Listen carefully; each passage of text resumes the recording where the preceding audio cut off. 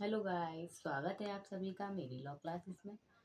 आज हम definition clause को पढ़ेंगे, जिसमें हमने पिछली क्लास में डेफिनेशन यानी परिभाषा को शॉर्ट ट्रिक में बताया था और आज हम उसको विस्तार से समझाएंगे। डेफिनेशन क्लॉज अपन ए से लेके वाई तक पूरी एक्सप्लेन की जाएंगी, बट आप सभी को एक्ट खोलकर रखना होगा ताकि जिससे विस्तार से आसानी से समझ सकें। यदि आप लोगों को कोई समस्या हो तो कमेंट सेक्शन में ज़रूर पूछिएगा। गाइस, सेक्शन 2 थोड़ा ज़्यादा लंबा है, बड़ा है, इसलिए हम उसको डेफिनेशन क्लॉज को थोड़ा पार्ट में डिवाइड करके पढ़ेंगे। जो आपके इम्पोर्टेंट डेफिनेशन होंगे उनको अच्छे से एक्सप्लेन किया जाएगा और जो ज़्यादा इम्पोर्टेंट नहीं होंगी उसकी केवल हेडिंग हेडिंग से अपन विस्तार से नहीं करेंगे और उसे नॉर्मल समझा दिया जाएगा। अगर कोई समस्या हो तो आप कमेंट सेक्शन में ज़रूर पूछिएगा। चलिए गाइस, आज हम स्टार्ट करते हैं अपनी सेक्शन 2A, जो आपका जमानती अपराध और अजमानती अपराध के बारे में बताती है। अपने अपने बैरक खोल के रखिएगा उस जिससे आप लोगों को समस्या ना हो। चलिए ओके गाइस, स्टार्ट कर सेक्शन 2A, जो आता है जमानतीय एवं अजमानतीय अजमानतीय अपराध। गाइस गाइस हम पूरा इस पर डिफाइन नहीं करेंगे क्योंकि थोड़ा सा लेंथ ज़्यादा हो जाएगा और समय ज़्यादा लगेगा, इसलिए हम आपको बुक से रीड करके डायरेक्ट से रीड करके और उसे एक्सप्लेन करेंगे। ओके, चलिए अपना अपना डायरेक्ट में देखिएगा। अपना आता है 2A, जो है जमानती अपराध, या इसको अपन अजमानती अपराध दोनों कहते हैं। तो जमानती अपराध ऐसा अपराध, जमानती अपराध क्या होता है कि ऐसा अपराध से ऐसा अपराध अभिप्रेत है जो प्रथम अनुसूची में जमानती के रूप में दिखाया गया है या तत्समय प्रवत किसी अन्य विधि द्वारा जमानती बनाया गया। क्या कह रहा है? ये कहता है आपका कि जमानती अपराध होता क्या है। तो जमानती अपराध वह होता है जो आपके प्रथम अनुसूची यानी फर्स्ट शेड्यूल में बताया गया था। तो प्रथम अनुसूची से जमानत के रूप में दिखाया, जो कि जमानत के रूप में होगा वो जमानती अपराध होगा।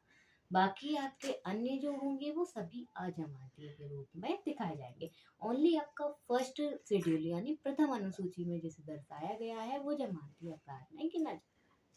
गाइस, अगर कोई प्रॉब्लम हो तो पूछिएगा। नेक्स्ट आते हैं अपन 2B पर। 2B बताता है आपका आरोप। 2B क्या आता है? आरोपी, जिसे अपन इंग्लिश में चार्ज कहते हैं। क्या कहते हैं? चार्ज। तो आरोप आपका क्या कह रहा है? आरोप बताता है कि आरोप के अंतर्गत जब आरोप में एक से अधिक शीर्ष हो, आप आरोप का कोई भी शीर्ष है, क्या कह रहा है कि आरोप में अगर एक से ज्यादा शीर्ष होंगे तो आरोप का कोई भी शीर्ष हो ये आरोप में माना जाएगा। ठीक है, तो एक से अधिक शीर्ष होना आरोप में गिने जाएंगे और उससे कम, एक से कम होंगे तो एक से कम अगर शीर्ष होंगे तो वो आरोप में नहीं गिना जाएगा। तो कोई भी शीर्ष अगर आता है तो वो आरोप में आता है। इसके बाद नेक्स्ट डेफिनेशन है आपकी C, जिसे अपन संज्ञेय अपराध कहते हैं। अब संज्ञेय अपराध और अपन असंज्ञेय अपराध दोनों को साथ में करेंगे, संज्ञेय और असंज्ञेय, क्योंकि ये एक जैसा है इसलिए अपन इसको साथ में पढ़ेंगे। ठीक है, तो संज्ञेय अपराध को C में और आपका असंज्ञेय अपराध को L में डिफाइन किया गया है। कहाँ पर? C और L। ठीक है, अब अपन C क्या कहता है ये देखते हैं। तो संज्ञेय अपराध से ऐसा अपराध अभिप्रेत है जिसके लिए, और संज्ञेय मामला से ऐसा मामला अभिप्रेत है जिसमें पुलिस अधिकारी प्रथम अनुसूची के या तत्समय प्रवत किसी अन्य विधि के अनुसार वारंट के बिना गिरफ्तार कर सकता है।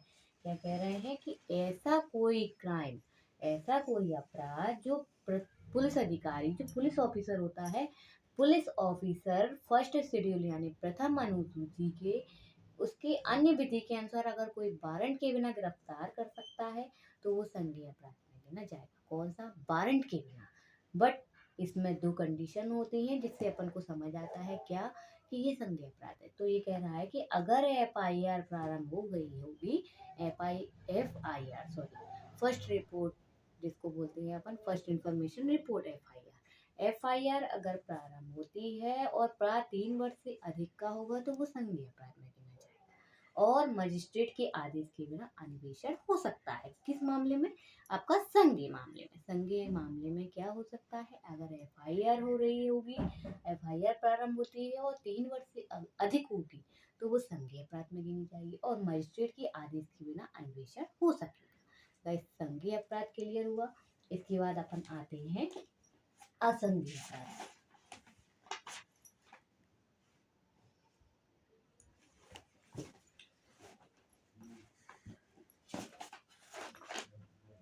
असंज्ञेय अपराध निकालिएगा। असंज्ञेय अपराध एल में है, ठीक है। तो एल क्या कह रहा है कि ऐसा अपराध अभिप्रेत है जिसके लिए असंज्ञेय मामले से ऐसा मामला अभिप्रेत है जिसमें पुलिस अधिकारी को वारंट के बिना गिरफ्तारी करने का प्राधिकार नहीं होता है। देखो इसमें क्या आ गया? नेगेटिव कंडीशन आ गई है ना। क्या जुड़ गया इसमें? नहीं जुड़ गया। संज्ञेय मामले में बिना वारंट के पुलिस गिरफ्तार कर सकती है और इसमें प्रोविजन ही नहीं दिया गया है किसका? वारंट के बिना गिरफ्तार नहीं कर सकते आप, ये बताया है किसमें? असंज्ञेय मामले में। तो असंज्ञेय मामला कहता है कि जो पुलिस ऑफिसर होगा, पुलिस ऑफिसर के द्वारा कोई की गई रिपोर्ट क्या मानी जाएगी? परिवाद मानी जाएगी। अगर पुलिस ऑफिसर के द्वारा कोई की गई रिपोर्ट होगी उसको परिवाद माना जाएगा, परिवाद माना जाएगा और पुलिस अधिकारी को परिवादी समझा जाएगा, जो पुलिस ऑफिसर होगा। अच्छा देखिएगा पर क्या कह रहा है कि जो पुलिस ऑफिसर है, पुलिस ऑफिसर यानी अधिकारी के द्वारा की गई रिपोर्ट क्या मानी जाएगी? परिवाद मानी जाएगी। क्या कहा जाएगा इसको? परिवाद कहा जाएगा, परिवाद कहा जाएगा या समझा जाएगा? परिवाद समझा जाएगा और पुलिस अधिकारी को परिवादी समझा जाएगा।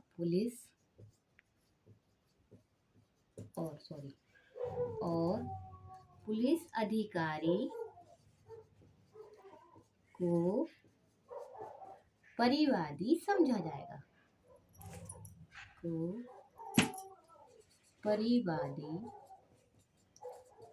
समझा जाएगा, देखिए संज्ञेय अपराध कह रहा था कि जो पुलिस ऑफिसर होगी वो बिना वारंट के गिरफ्तार कर सकती है।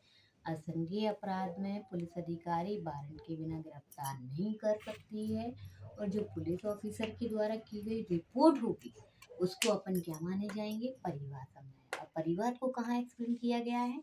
2D में, ठीक है। इसके बाद अपन आएंगे 2D में जिसमें परिवाद, तो परिवाद समझा जाएगा और पुलिस अधिकारी को परिवादी समझा जाएगा। Clear guys? इसके बाद नेक्स्ट आते हैं अपन 2D पर। सेक्शन 2, ठीक है।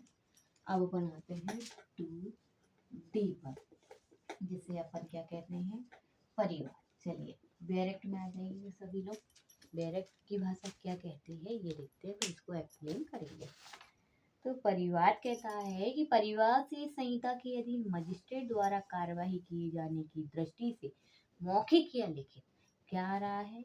जो मजिस्ट्रेट के द्वारा जो प्रोसेसिंग होगी यानी कार्रवाई किए जाने की दृष्टि से ओरल या लिखित, मौखिक या रिटर्न में, ठीक है। तो ओरल या रिटर्न हो सकती है रूप में उससे किया गया यह अभिकथन अभिप्रेत है किसी व्यक्ति ने, चाहे वो ज्ञात हो या अज्ञात, मतलब कोई भी व्यक्ति हो, कोई भी पर्सन हो, किसी व्यक्ति ने चाहे वो जानता हो या अजानता हो, नहीं जानता हो, अज्ञात हो, अपराध किया है किंतु इसके अंतर्गत पुलिस रिपोर्ट नहीं है, ठीक है। अगर इसके अंतर्गत अगर पुलिस रिपोर्ट नहीं होगी तो वो परिवाद में गिनी जाएगी। स्पष्टीकरण क्या कह रहा है कि ऐसे किसी मामले में जो अन्वेषण के पश्चात किसी असंज्ञेय अपराध का किया जाना प्रकट करता है, पुलिस अधिकारी द्वारा की गई रिपोर्ट परिवाद समझी जाएगी और वह पुलिस अधिकारी जिसके द्वारा ऐसी रिपोर्ट की गई है परिवादी समझा जाएगा।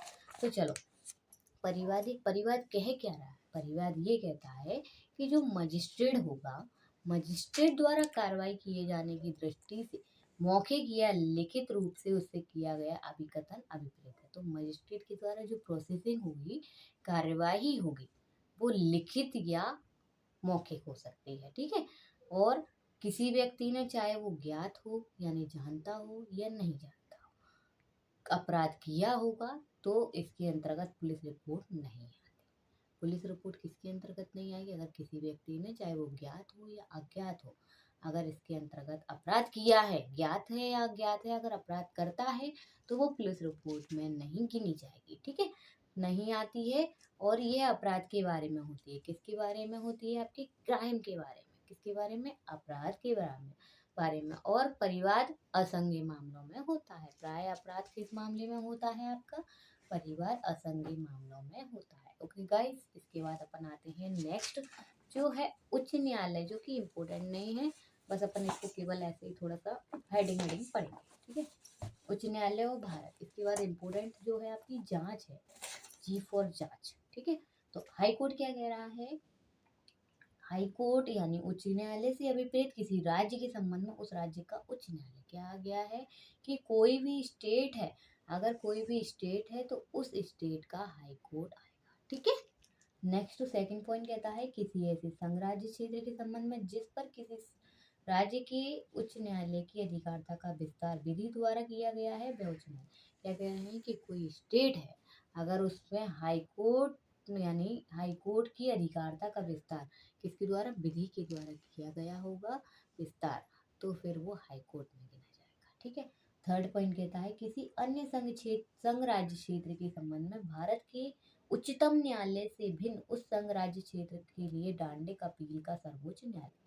ये इम्पोर्टेंट पॉइंट है।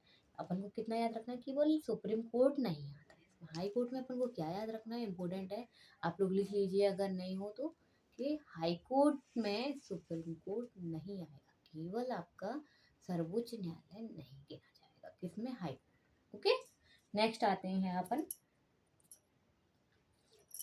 एफ यानी भारत। भारत से बे राज्य क्षेत्र विपरीत है जिस पर इस संहिता का विस्तार है।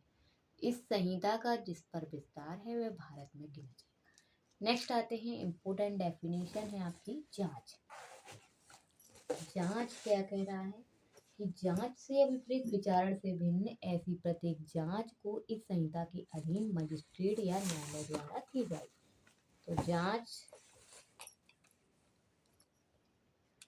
जांच केवल मजिस्ट्रेट या न्यायालय द्वारा की जाती है। किसके द्वारा?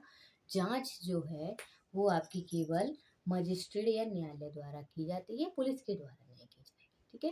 जांच किसके द्वारा नहीं की जाएगी? पुलिस के द्वारा। नेगेटिव में क्वेश्चन पूछ लेते हैं कभी कभी कि जांच किसके द्वारा नहीं की जाती, तो वो पुलिस के द्वारा नहीं की जाती। और किसके द्वारा की जाती है? मजिस्ट्रेट के द्वारा की जाती है, ठीक है। इसको पॉइंट में एक्सप्लेन कर देती हूँ जिससे आप लोगों को ईजी हो जाए। वो कहता है कि जांच किसी मजिस्ट्रेट या न्यायालय द्वारा किए जाने वाले विचारण से भिन्न होगी। जो आपका मजिस्ट्रेट के द्वारा विचारण ट्रायल होगा उस विचारण से भिन्न होगी, अलग होगी, ठीक है। नेक्स्ट मजिस्ट्रेट या कोर्ट यानी मजिस्ट्रेट या न्यायालय।